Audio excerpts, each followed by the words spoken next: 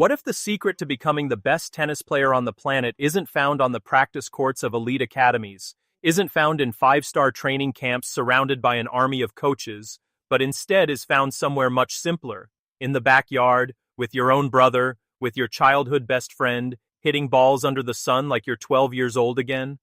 Because that's exactly what's happening right now, just days before one of the biggest tournaments of the summer hardcourt season, and if you're a tennis fan, you need to see this, because what Carlos Alcaraz is doing right now ahead of Cincinnati 2026 is not what anyone expected, and it might just explain why he keeps winning. Picture this. The world is watching, the pressure is building, Cincinnati 2026 is looming on the horizon, one of the toughest hardcourt tournaments of the year, a tournament that has humbled legends, broken momentum, and separated the champions from the pretenders. And instead of locking himself away with an army of analysts and sports scientists, Carlos Alcaraz chooses something different, something personal, something that tells you everything you need to know about who he really is when the cameras aren't rolling for the highlight reels. He's training with his brother Jaime Alcaraz.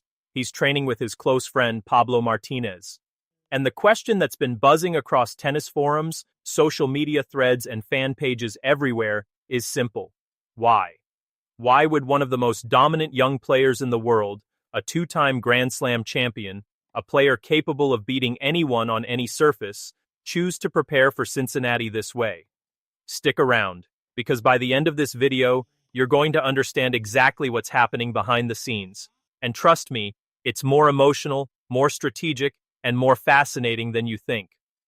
Let's start with the basics, because context is everything here. Cincinnati, officially known as the Cincinnati Open, is one of the most demanding tournaments on the entire ATP calendar. It's part of the Masters 1000 series, meaning it carries some of the heaviest ranking points outside the four Grand Slams, and it's played on a fast hardcourt that rewards aggression, precision, and mental toughness. Legends have called Cincinnati one of the hardest titles to win in tennis. Some have even referred to it as the fifth major because of how brutally competitive the draw always is. For Alcaraz, this tournament represents something bigger than just another stop on the tour. It's a chance to fine-tune his game before the US Open, the final Grand Slam of the season, a tournament where hardcourt speed and stamina become everything.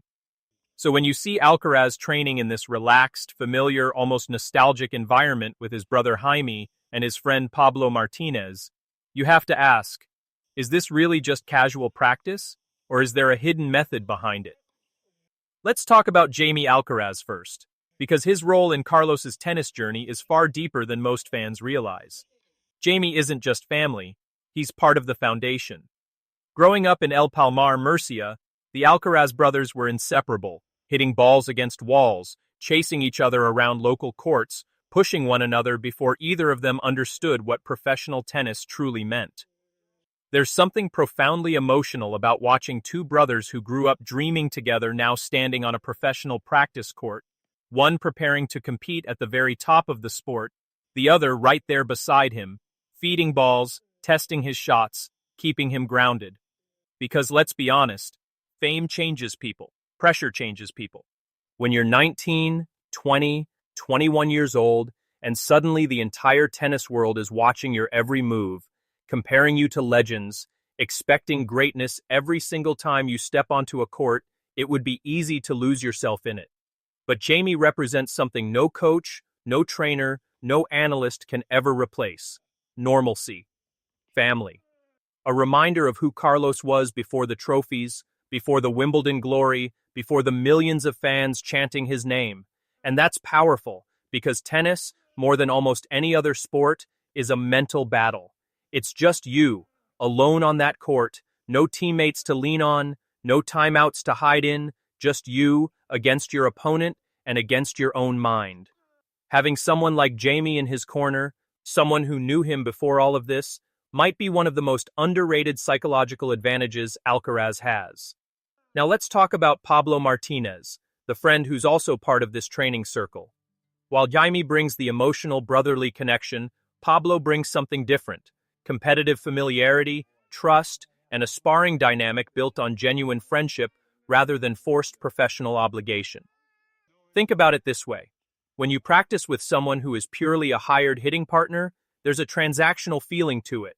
But when you practice with someone who is your actual friend, someone who wants to see you win, not because it's their job, but because they genuinely care, the intensity changes. The honesty changes. Pablo isn't there to flatter Alcaraz or to hold back. He's there to push him, to challenge him, to help him sharpen the exact tools he'll need once he steps onto Cincinnati's unforgiving hard courts. And here's a question worth sitting with for a moment. In an era where top athletes are surrounded by enormous, almost robotic support teams, biomechanics experts, nutritionists, sports psychologists, video analysts, is Alcaraz onto something by keeping his circle personal? Is there a chance that this blend of professional preparation and emotional closeness is exactly what gives him an edge that his rivals, no matter how disciplined, simply cannot replicate? Let's dig into the facts here, because this isn't just sentimental storytelling. There's real substance behind why this kind of preparation matters. Sports psychologists have long emphasized that elite athletes perform best when their stress levels are managed not just physically, but emotionally. Cortisol, the body's primary stress hormone, spikes under pressure, and chronic elevated stress can affect reaction time, decision-making, and even muscle recovery. Athletes who train in emotionally safe, familiar environments, surrounded by trusted people rather than purely clinical high-pressure settings, often show improved focus and reduced anxiety heading into high-stakes competition. In other words, this isn't just a heartwarming detail for fans to smile at. It might be a legitimate performance strategy, whether Alcaraz consciously frames it that way or not. And when you look at his results over the past few seasons, it's hard to ignore the pattern. Alcaraz has already won multiple Grand Slam titles before the age most players are still trying to crack the top 50. He's shown time and time again that he thrives not through robotic, mechanical perfectionism like some of his rivals, but through instinct, flair, emotional expression, and raw joy on the court. Watch him play, and you'll notice it immediately. The fist pumps, the roars, the smiles, even intense moments. This is a player who wears his emotions openly, who feeds off connection and energy rather than suppressing it. So doesn't it make sense that his preparation would mirror that same philosophy? Training with people who make him feel comfortable, supported, and genuinely happy, rather than isolated in a sterile, hyper-controlled bubble? Now here's where the story gets even more interesting, because Cincinnati 2026 isn't just another tournament for Alcaraz. It's personal history waiting to be rewritten. Cincinnati has historically been one of the toughest tournaments for him to fully conquer, a title that has, in different years, slipped through his fingers in dramatic, heartbreaking fashion. Anyone who has followed his career knows how agonizingly close he's come in the past, battling deep into tournaments only to fall just short against elite competition. So imagine the mental weight of stepping back onto that court in 2026, knowing what's at stake, knowing the history, knowing that every rival, every commentator, every fan is watching to see if this is finally the year he breaks through. That's not pressure you can just train away with drills and fitness routines. That's pressure you manage with mindset, with confidence, with emotional stability. And that's exactly where Jaime and Pablo come in. Because when the practice session ends, when the cameras stop rolling, when it's just Carlos and the people who know him best, there's room to breathe, there's room to laugh, there's room to simply be a young man playing the sport he loves, rather than a global phenomenon carrying the weight of expectation on every single shot. Let's pause here for a second, and because I want you to think about something.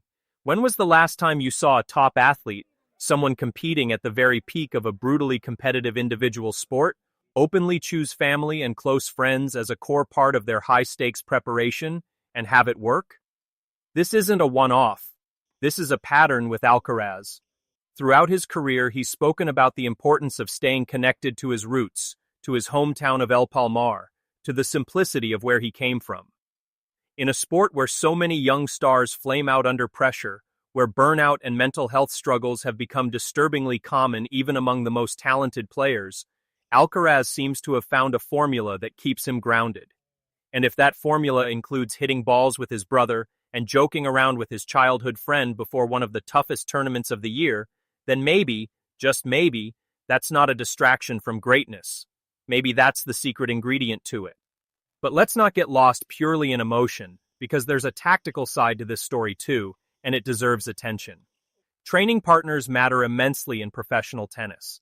The style, the pace, the shot selection of a hitting partner can directly shape how a player sharpens specific parts of their game heading into a tournament. If Pablo Martínez brings a certain intensity or a particular playing style that mimics potential opponents Alcaraz might face in Cincinnati, then this isn't just casual hitting. This could be calculated, strategic preparation disguised in a relaxed, friendly setting. Coaches and players often deliberately choose sparring partners who challenge specific weaknesses or replicate the games of upcoming rivals. So here's a thought worth considering. What if this seemingly casual practice session with Jaime and Pablo is actually a carefully balanced mix of mental recovery and tactical sharpening, hidden behind a relaxed, feel-good exterior that makes for great footage but also serves a much deeper purpose? Now let's shift gears and talk about what's actually at stake in Cincinnati 2026, because understanding the magnitude of this tournament makes everything we just discussed even more significant. The Cincinnati Open field is always stacked with the very best players in the world, all sharpening their games before the US Open. Every match is a potential minefield. Every round could bring a dangerous, in-form opponent capable of pulling off an upset. For Alcaraz, a strong performance here wouldn't just boost his ranking points, it would send a powerful psychological message to every rival on tour that he's peaking at exactly the right time, right before the final Grand Slam of the season. And if his unique preparation approach, the one grounded in family, friendship, and authentic connection, continues to translate into results, it could reshape how young athletes across the sport approach their own training philosophies going forward. Imagine a shift in tennis culture where the next generation of players start prioritizing personal connection and mental wellness alongside physical training, inspired by watching one of the sport's brightest stars do exactly that on his way to major titles. That's the kind of ripple effect a story like this can create. So here's my question to you, and I really want you to think about this before you scroll away. Do you believe this kind of personal, emotionally grounded preparation is a legitimate competitive advantage? Or do you think elite athletes need that hyper-structured clinical environment to truly maximize their potential? Drop your thoughts in the comments below, because I guarantee this is going to spark a debate among tennis fans. And while you're down there, do me a favor. Hit that like button if this video gave you a new perspective on Alcaraz's journey. Subscribe if you want to stay updated on every twist and turn of his road to Cincinnati and beyond. And turn on notifications so you don't miss the moment this story takes its next big turn, because trust me, this is just the beginning. As Cincinnati 2026 approaches, all eyes will be on Carlos Alcaraz, watching to see if this unconventional, deeply personal preparation pays off on the biggest stage. Will training with his brother Jaime and his friend Pablo Martínez give him the mental clarity and emotional stability to finally conquer a tournament that has eluded him before? Will this blend of family bonds and tactical sharpening translate into the kind of dominant performance that silences doubters and reaffirms his status as one of the greatest young talents the sport has ever seen? Or will the pressure of Cincinnati once again prove too much, adding another chapter to that painful history of near misses? Nobody knows for certain, and that uncertainty, that suspense, is exactly what makes this story so gripping. Because at the end of the day, sports are never just about statistics and rankings. They're about human stories, about brothers who grew up dreaming together now standing side by side on a professional court, about friendships that survive the chaos of fame and fortune, about a young man trying to balance the weight of global expectation with the simple joy of hitting a tennis ball with the people he loves most. And whatever happens in Cincinnati, whether Alcaraz lifts the trophy or falls short once again, one thing is certain. This moment, this glimpse behind the curtain of his preparation, tells us something real about who he is as a person, not just as a champion. So as we wait to see how this story unfolds, ask yourself this. In your own life, in your own goals and challenges, do you surround yourself with the people who truly ground you, who remind you of who you were before the pressure, before the expectations? Or have you let the chase for success isolate you from the very connections that could actually make you stronger? Because if there's one lesson we can take from Carlos Alcaraz's approach to Cincinnati 2026, it's this. Greatness doesn't always come from isolation and rigid discipline alone. Sometimes it comes from balance, from connection, from remembering where you came from even as you reach for where you're going. Make sure to like this video, subscribe to the channel for more in-depth coverage as Cincinnati 2026 unfolds, and drop a comment telling me who you think will lift the trophy this year. Will it finally be Alcaraz's moment? Stay tuned, because we'll be covering every match, every twist, and every emotional moment as this incredible story continues to develop.